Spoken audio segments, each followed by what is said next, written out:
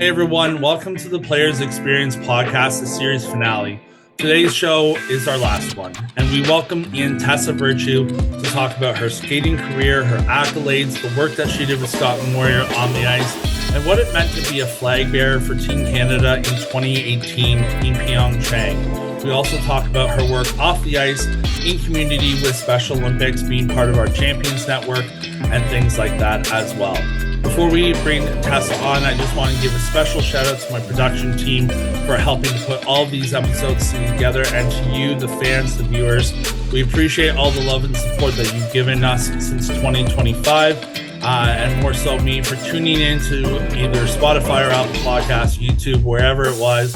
We've had some great guests, some great viewership, and it is sad to see it go, but we wanted to end this off right. So again, thank you from the bottom of my heart for your viewership, your dedication to the show, and your passion towards it. It will be with me forever, and I really appreciate it again. Now, without further ado, let's bring Tessa on and start talking about her skating career.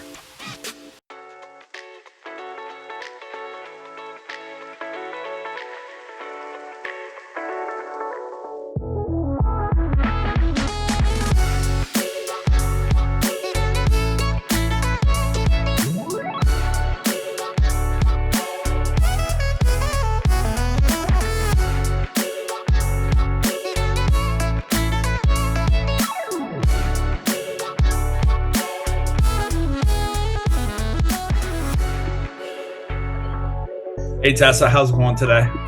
Good, Ryan. How are you doing? I'm good, thanks. Thanks so much for taking the time. Series finale of this podcast. We're happy that you're part of the last little crew on it. So, oh my gosh, what an honor! We've been talking about this for a long time, making this conversation happen, and it must be kind of bittersweet that this is coming to an end for you. It is. It's started during COVID. I had a lot of great guests. We've done 90 episodes.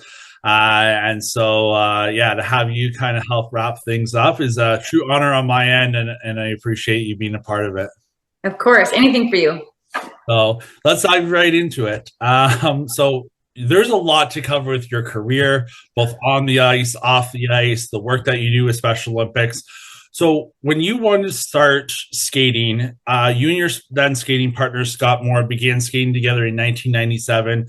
And you started your senior success on the ice from there. Where did the passion for skating for you begin? Oh, good question. I think what I realized pretty early on about skating was that it married two of my favorite things. I absolutely love dance. That's my number one passion. And I also like to compete. So the fact that I found this outlet where I could tell stories, I could express myself through movement, and also there was this benchmark, this bar that I could kind of aim for, that I could measure myself against others. It unlocked this sense of like chasing potential, and that's really what motivated me. So that's what kind of started it all. Although I will tell you, you'll appreciate this because you're a busier human than most other people I know. When my grandmother first took me to the rink, I think I was around 6 years old when I learned how to skate. She said to the coach, who was Scott's aunt, she said, "This is just something Tessa does for fun. This is not something she's doing. No competitions, no test days. This is like her hobby. She's busy now." And I laugh about that and sort of lament about the intention there. But, once Scott and I eventually started realizing that we really enjoyed working together. I mean, that took a little bit of time. There was kind of no stopping us. Well, it definitely showed, because we're going to go over a lot of your accolades. We're going to talk about, but hey, you know what? You have a lot to show. 3-time gold medalist, 3-time world champion, 3-time 4 continents champion, 8-time Canadian national champ, and a world junior champ / junior Grand Prix gold medalist in 2006. So there's a lot to cover here. I want to bring it back to 2010 now, because you and Scott became the first North American ice dance team and the youngest to win the Olympics. On top of all that, becoming the first dance team to win gold also on home ice. There's obviously a lot of emotion that goes into that, not only competing at your first Olympics, but what was it like to win and be recognized as the youngest dance team to do so, but also do it at home ice? Well, the pressure was on. certainly. I mean, that's every athlete's dream come true, is competing at a home Olympic Games.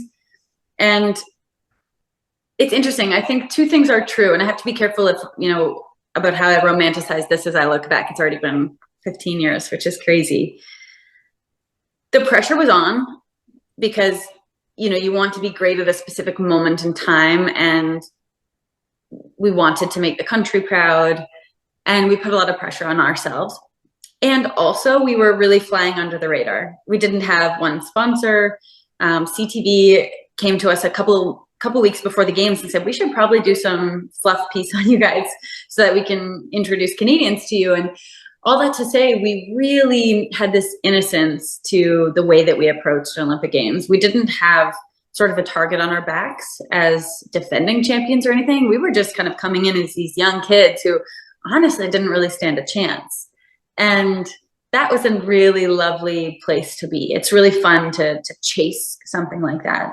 I just remember being so proud of Canadians, so proud of Canada for hosting such a beautiful Olympic Games, for hosting a Games that was welcoming and inclusive. And those blue coat volunteers, I still see those blue coats around sometimes, and it just tugs at my heartstrings because people really came together and were at their best. I think in my whole sport experience, that was one of the ultimate highlights of, the power of sport and its ability to unite a country.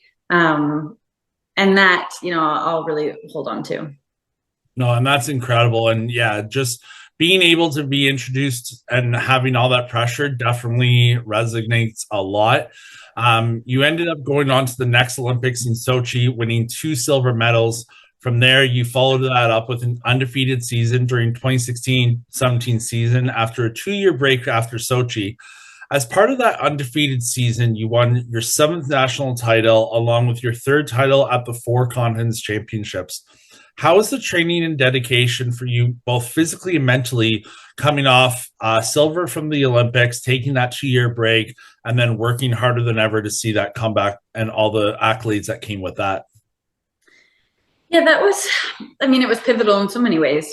When we stepped away from competitive ice after the Sochi Olympic Games, well, we really thought we were done, but we were so burnt out and we were disillusioned by sport, not because of the silver medals. We were proud of those, but we had just trained ourselves into the ground. We were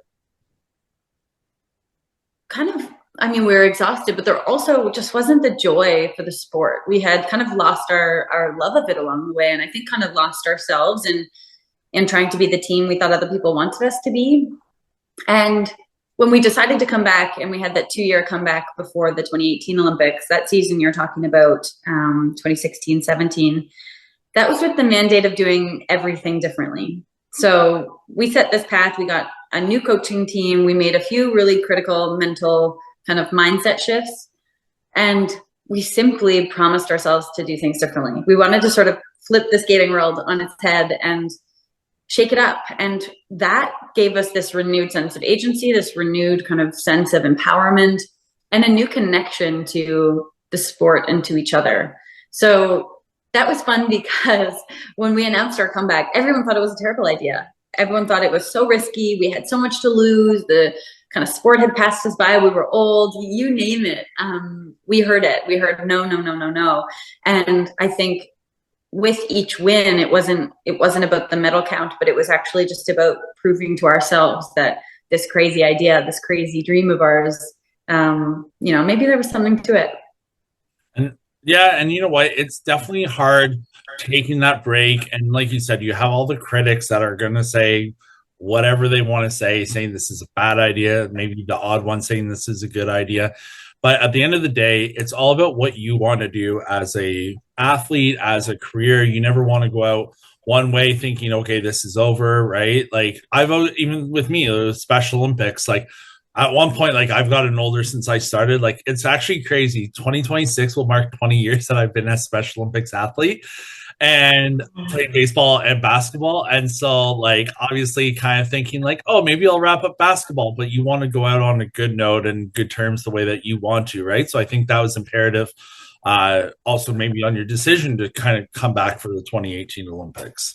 Yeah, I think so. And again, this is easy for me to say because we won, so it might sound different now, but and if that was the goal. But also I think we just needed to prove to ourselves that we could do it in a way that didn't completely wreak havoc on our bodies, in a way that felt like emotionally and mentally we were tapped into our craft in a different way, and surrounded by people who were selflessly engaged and who really believed in us.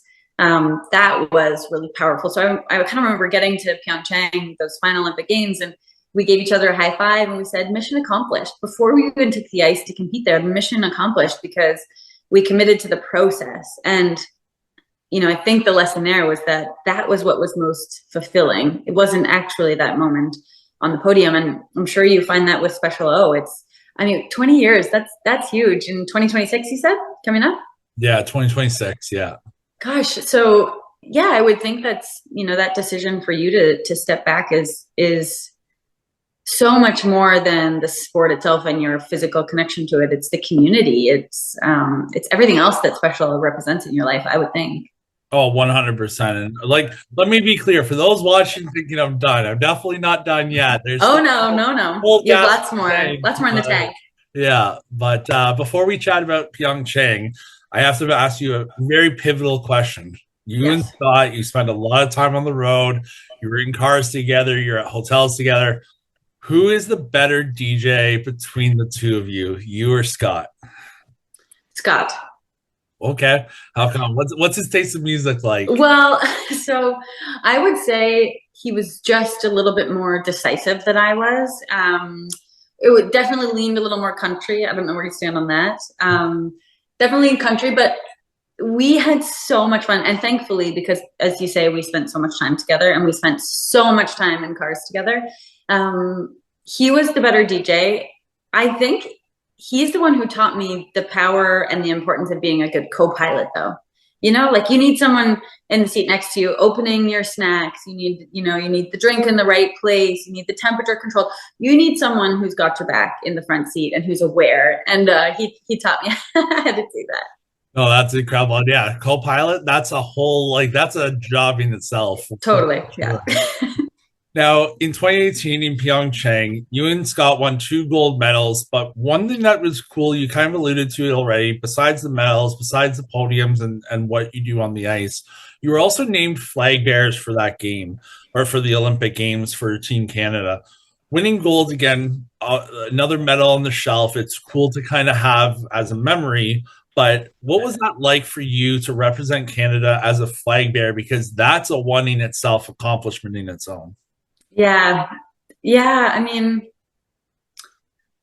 I think being asked to be the flag bearers and then, living out that dream is probably the highlight of our entire career. I don't want to speak for Scott. I wonder what he would say, but that's my sense. It just meant the world to us. And to be honest, we looked around at that team. It was such a stacked Team Canada. And we thought, we were low down on that list.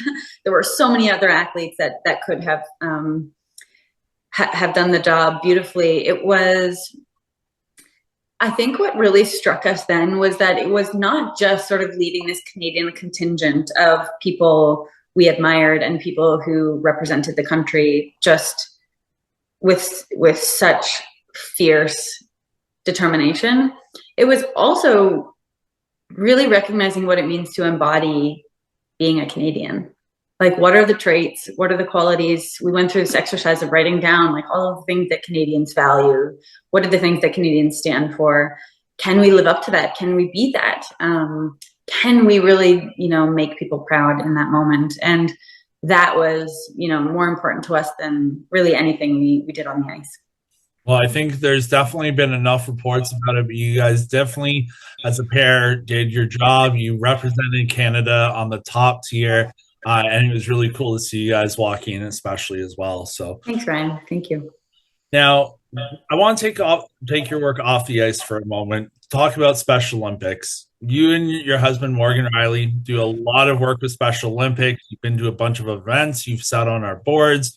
What is it like for you to be able to be be able to give back to the community and be part of these events, have fun at our sporting events, but also just be able to hang out with some athletes and talk and like shoot the shit and talk about their like careers and their stories and things like that. Oh, it's the best. It's funny that just the way you worded that, like that we give back. I don't feel that. I feel like it's actually the inverse. Like I just feel like we get so much from the Special O community. I mean, I don't have to tell you, but perhaps some of the listeners, like there is something magical about that group of humans. I first got introduced to some Special Olympics athletes on the figure skating team. Scott and I worked with them long before our first Olympics, I believe. And it was this wonderful group. We got off the ice and we were just like riding this high because there was this renewed passion for skating and the joy and the love of it and a purity to the interaction that was really unmatched. And, you know, we stayed connected. We're part of the Champions Network for Special O. And so we were always connected and over time just got to build these really genuine friendships. And that's what is so special. We talked about that community. I mean, what I think is incredible is watching athletes. So many are multi-sport, inspiring, incredible athletes, but seeing a group of athletes chase their dreams, support each other in a really authentic way, push their limits and get the gratification of sport is something that is really close to my heart. And also what I love about motion ball in particular is that we're getting generations and generations on board in unique and different ways. You know, I think about fundraising, raising awareness and raising funds for those with intellectual disabilities. And it's so far beyond just, you know, this stuffy kind of dinner. It's not that. It's about highlighting the athletes, putting them front and center. It's about playing bench ball together. It's getting competitive. It's about creating these lasting friendships and recognizing that sport has the power truly to change lives. And I realize I'm rambling here, but I think it's clear that Special O has done more for me than I could ever do for the organization and the movement. No, and you're definitely not rambling. This is what we're here to talk. You can edit, right? Yeah.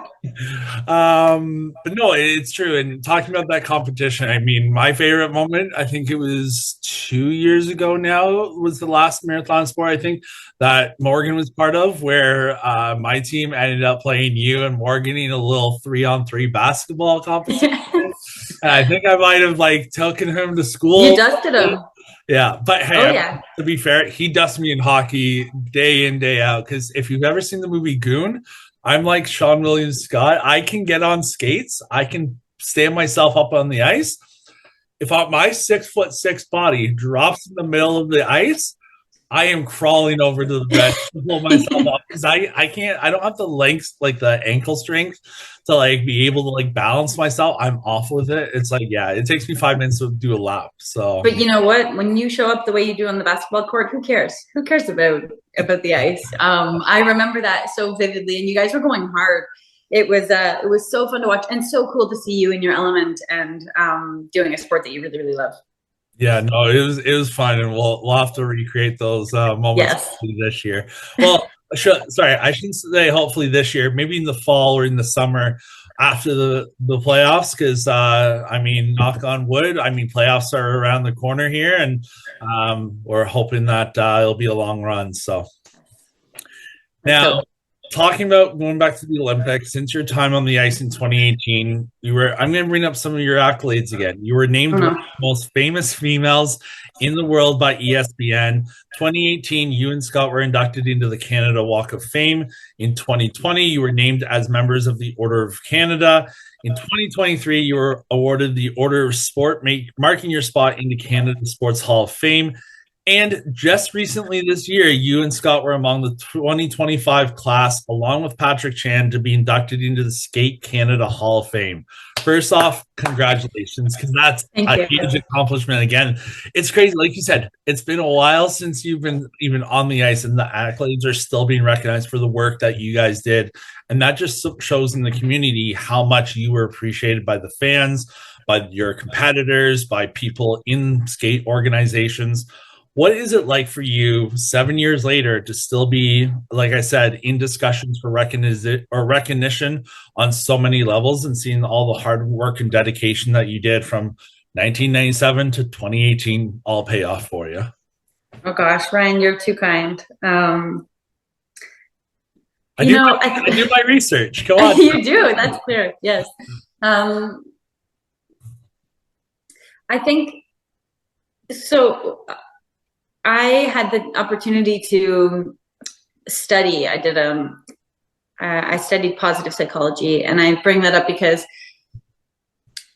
I was able to sort of take this lived experience that I had with 22 years of competing in figure skating and ground a lot of it into the science and the data and the research around how. And so what's top of mind for me these days is the idea of sustained high performance.